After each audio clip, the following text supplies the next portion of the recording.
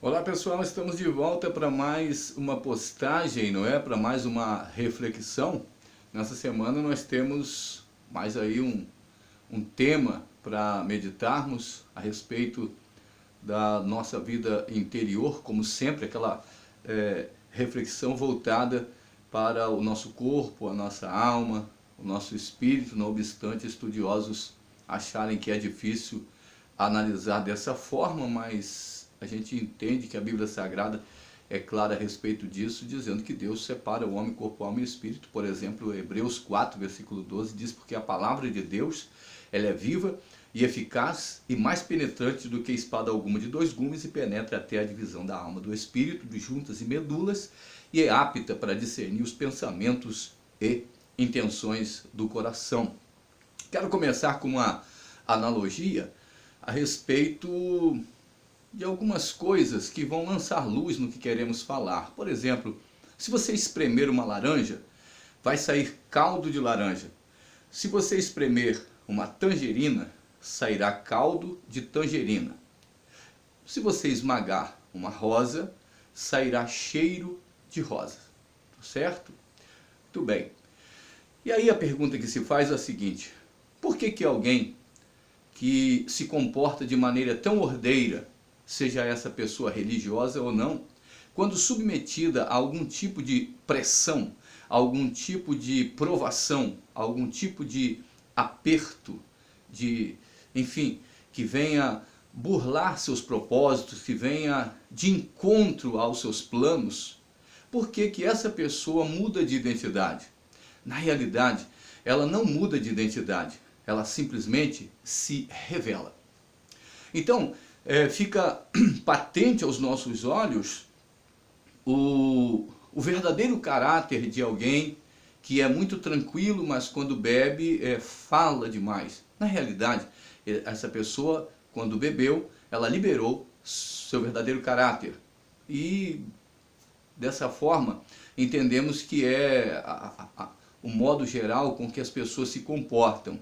No meio religioso, há um desafio do cristianismo, um desafio de homens que pregam a palavra de Deus, para que o cristianismo não seja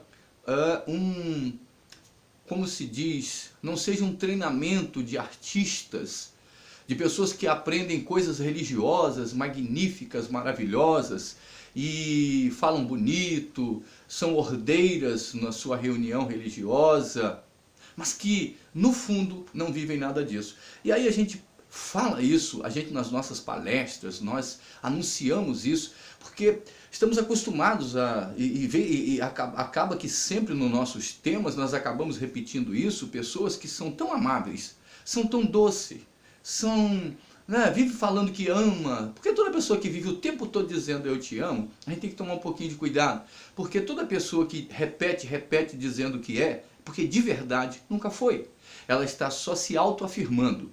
Toda pessoa que fica afirmando muito que ela tem, que ela é, que ela faz, que é, toda pessoa que faz isso, ela simplesmente é artista.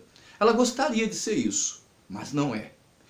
Então, no cristianismo, alguém quando recebe a Cristo como Senhor, a vida de Deus é implantada nele, chama-se regeneração, novo nascimento, alguns nomes, nova vida, alguns nomes aí na Bíblia a respeito disso, e essa vida precisa tomar forma.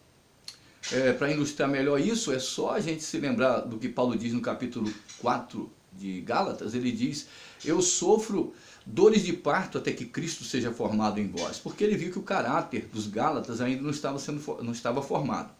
Toda pessoa que rejeita o leite racional da palavra, como diz Pedro, para que molde o seu caráter, essa pessoa ganha anos de igreja, só não ganha de igreja terrena, mas não ganha um ano sequer de maturidade cristã. Então vive falando para as pessoas: eu sou adulto, eu sou isso, eu sou aquilo outro, mas na realidade e só está afirmando porque não é. E é bom lembrar que jejum, oração fazem parte do nosso dia a dia, da nossa vida cristã, tá? Só que não muda o caráter de ninguém. Outro fator é que dons, capacitações espirituais, elas servem para nós como servos, mas não como filhos, porque como filhos precisamos de frutos. Então, Há pessoas que vão levar 30, 40 anos dentro do Evangelho, tá? No meio do cristianismo, e não vão lograr um êxito sequer, não vão andar 1 centímetro dentro do reino. Então serão pessoas que apresentarão para quem estiver à sua volta uma imagem que no fundo não vive.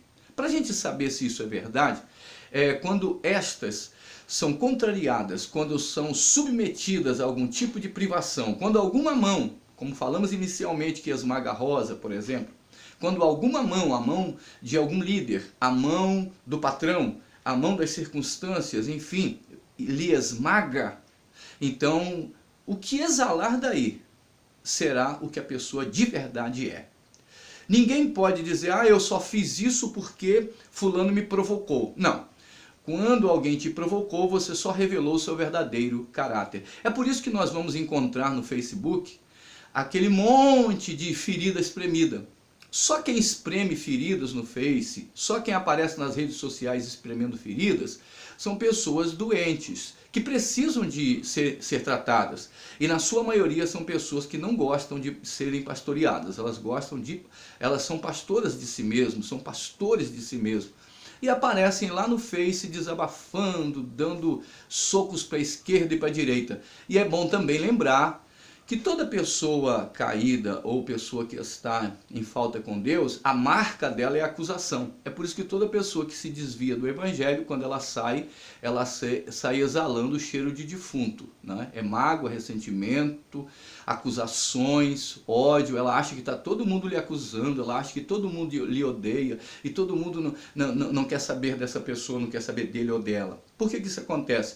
Porque toda pessoa que comete algum delito perante Deus, uma atitude de rebelião, por exemplo, porque todo pecado é rebelião, a característica máxima é isso aí, vai sair, o mau cheiro da ferida vai aparecer.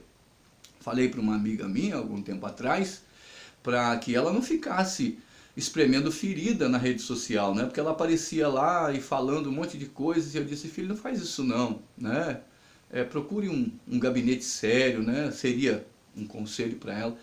Mas não em público, né? Espremendo ferida, buscando, quem sabe, que alguém se compadeça, não é? Uma coisa feia e que é um ato de baixeza, então não combina com o cristianismo. A gente ensina isso há muitos anos avisando, mas parece que as pessoas não conseguem entender que é fundamental que nós deixemos que a vida de Deus se manifeste em nós.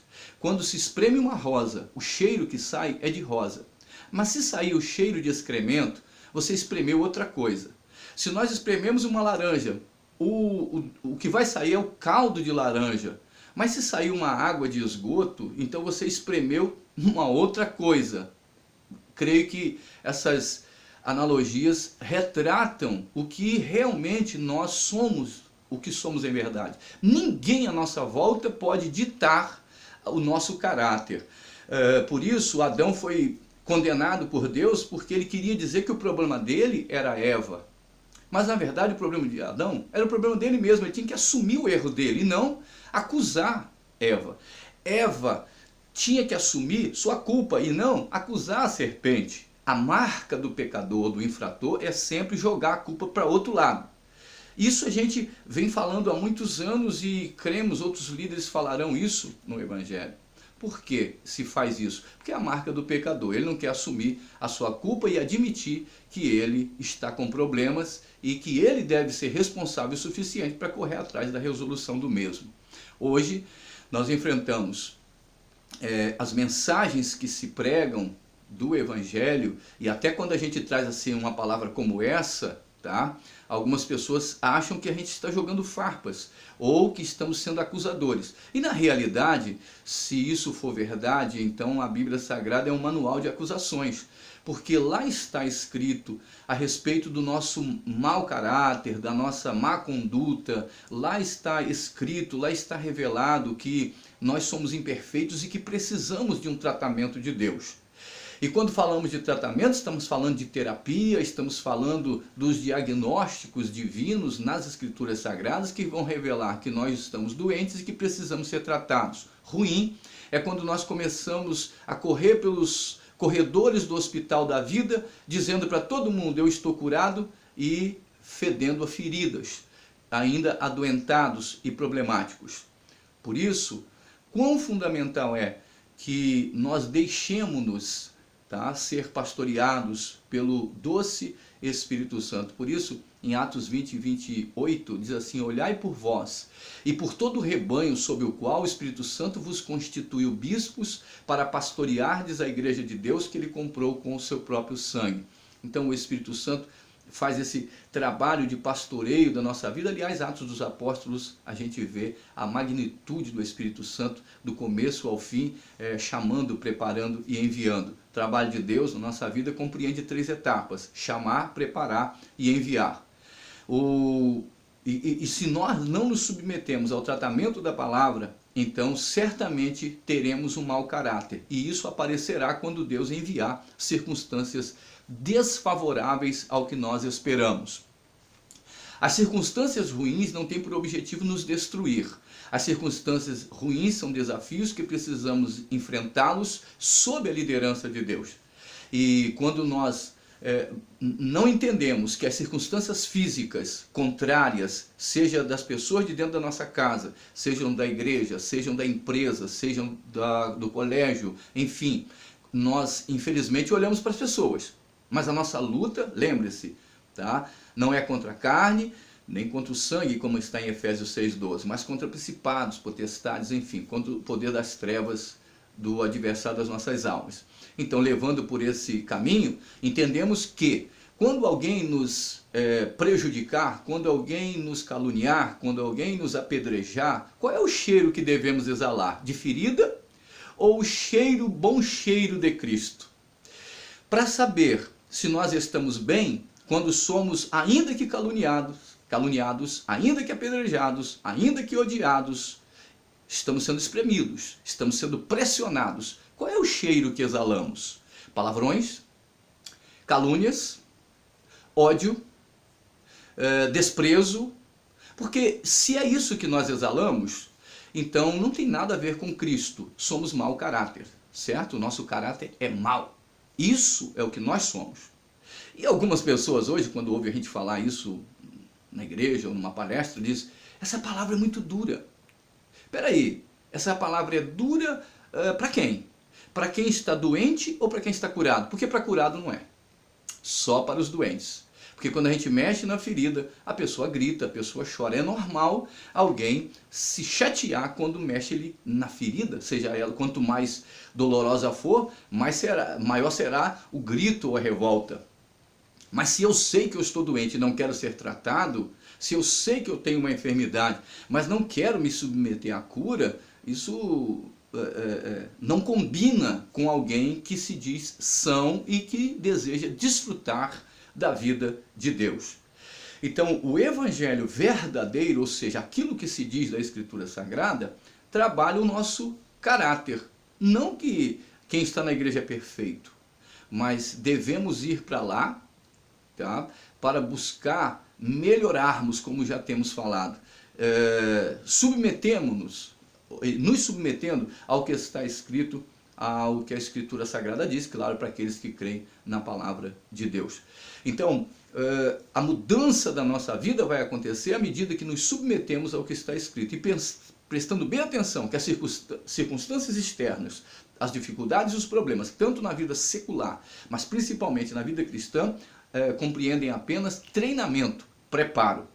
Para alguém que ostenta maturidade espiritual e depois de ser exprimido, né, não consegue guardar a sua boca, não consegue guardar o seu coração em paz, não consegue guardar a sua maturidade, então porque nunca teve maturidade também, nunca conheceu Deus, ainda se for ainda um bebê, mas está numa situação raquítica, porque quem não se alimenta da palavra de Deus chega a esse estágio.